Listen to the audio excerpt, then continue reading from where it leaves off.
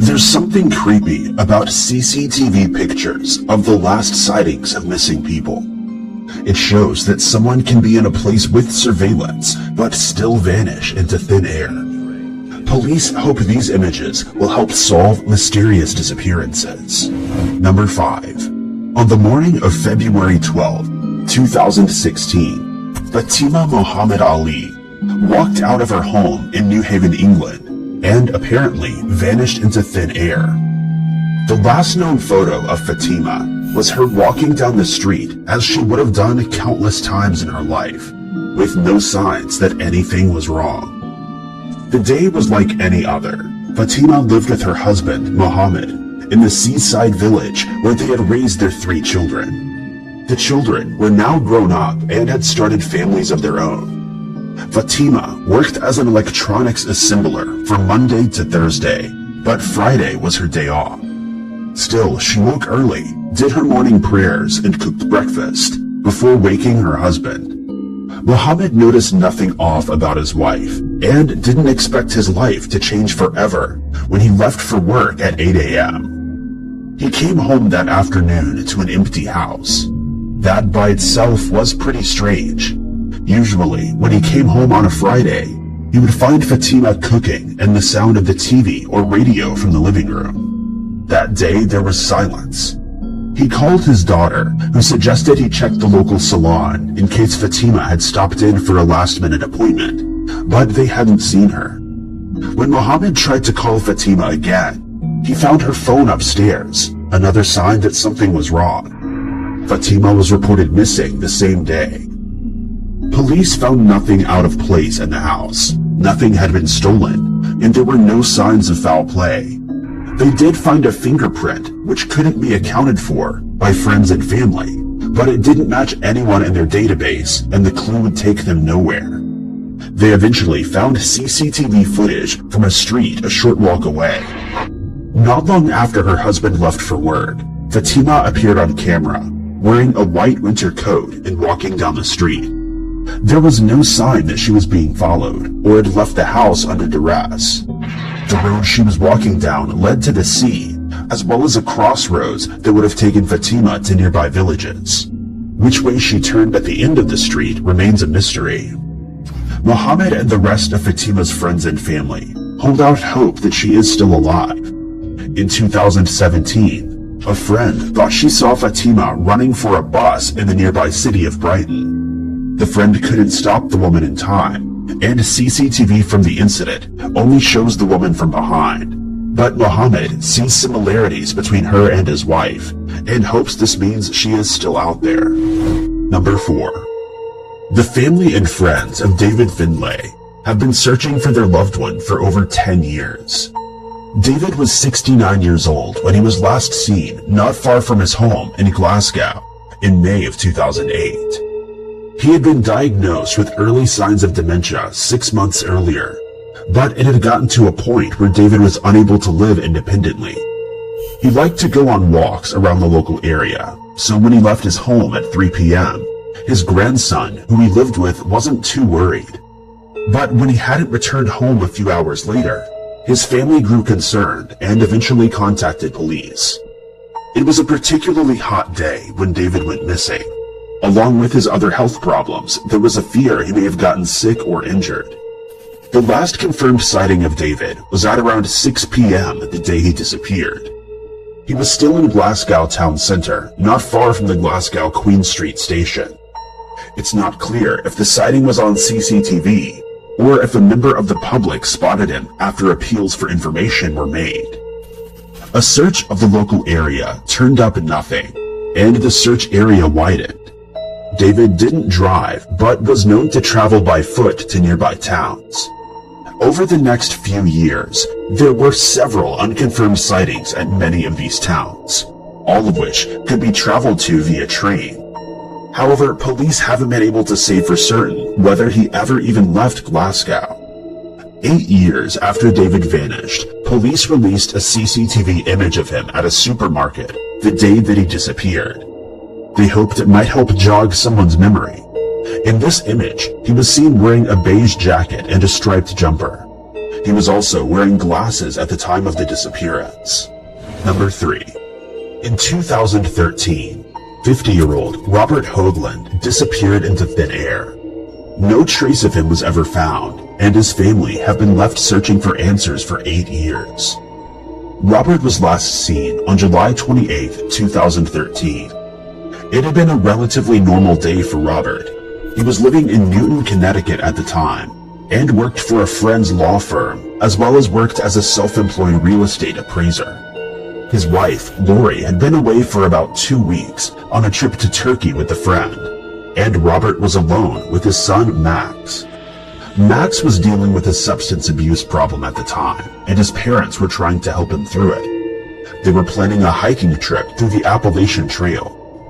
On the morning of July 28th, Robert went to a store to buy bagels for breakfast and stopped at a gas station to purchase gas and a map of the East Coast.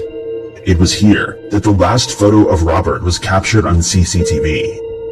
Robert returned home and had breakfast with Max.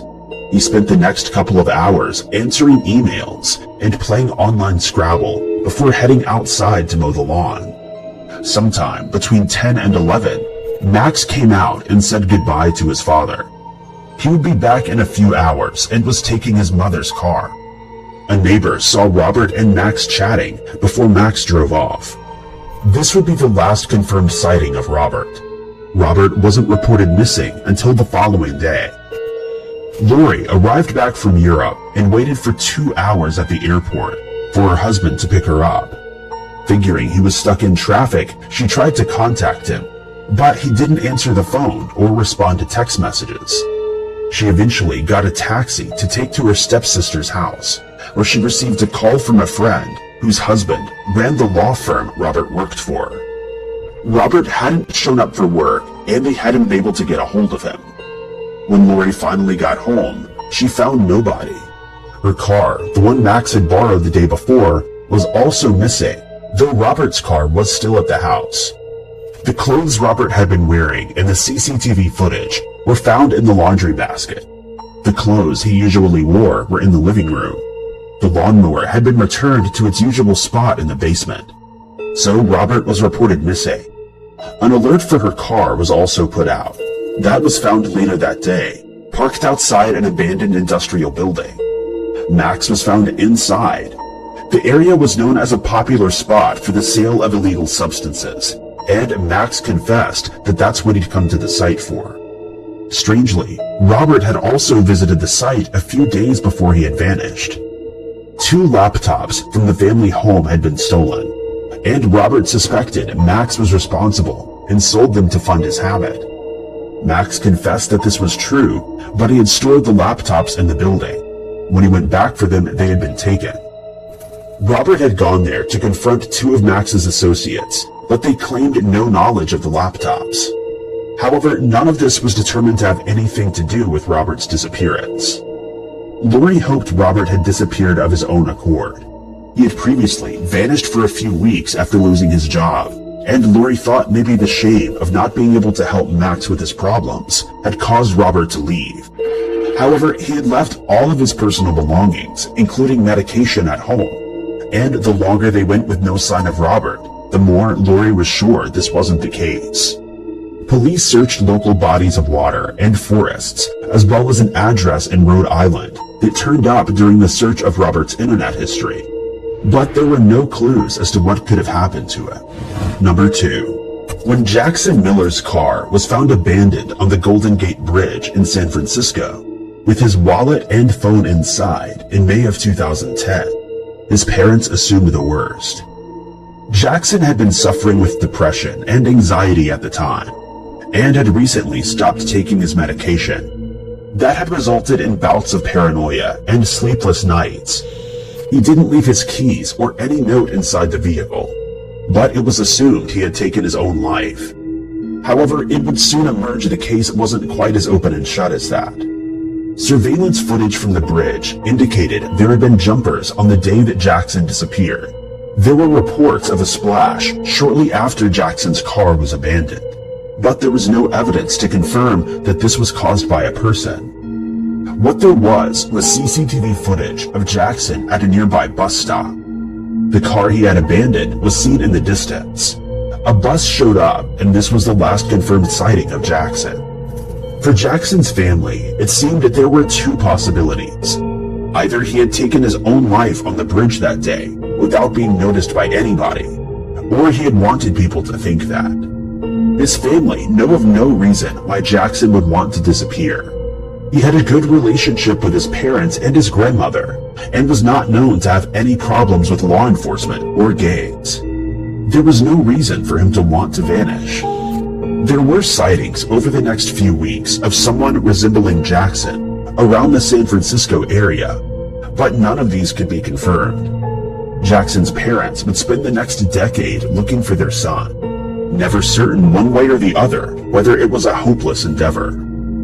Then in April of 2021 came the best lead police had received since Jackson went missing. Jackson, who would have been 30 years old at this point, was believed to have been spotted at a Target store in Woodland, California. CCTV from the site showed a man resembling Jackson heading into the store wearing shorts. When he came out, he was wearing black pajama pants with shamrocks and a green sweater. The blue face covering made it impossible to say for certain either way whether this was the missing person. However, the man in question did identify himself as Jackson to a shopper who was smoking in the parking lot. He asked her for a ride to Sacramento and claimed to be a missing person. She refused, and he then asked for her to call him an Uber. Unless the man in question comes forward, it's impossible to say whether or not this really was Jackson Miller. But police believe the sighting could be credible. Number 1. It was the 4th day of a last-minute holiday to Greece in June of 2019. John Tos and his partner of 19 years, Gillian Griffiths, had been enjoying the sun on a Greek island and had spent the past 2 days by the pool. On the morning of the 17th, John told Gillian that he was going for a walk up to Mount Skopos to see the monastery there. John was interested in history, and trips like this were common whenever he went on holiday. He suggested she take a book and sit by the pool, and he would meet her there in a few hours. But John would never come back. Gillian alerted authorities later that day, and a search of the mountain got underway. There was no sign of John on any of the trails. John's family soon became frustrated with the police, who they believe wrapped up their search of the mountain too quickly and weren't taking the case seriously enough. They located CCTV from the nearby bars and restaurants, which showed that John had indeed headed off towards Mount Skopos. In the last CCTV image of him, he was shown wearing a blue shirt and white shorts. Unconfirmed reports from a cafe at the summit reported a man matching his description that had stopped there for about 30 minutes, drinking from a large water bottle. There were also some reports that he was seen swimming in the ocean later that day, but it's not clear if these sightings were actually confirmed to be John. John's family managed to raise money for a Welsh mountain rescue team to search Mount Skopos, but after a week-long search effort, they ruled that he was likely no longer on the mountain. It's now been over 2 years since John disappeared, and there has been little progress made since he vanished. His family believe foul play was involved. John was in good health when he disappeared, and even if he had run into problems on his trip down from the monastery, they believed that they would have located him by now.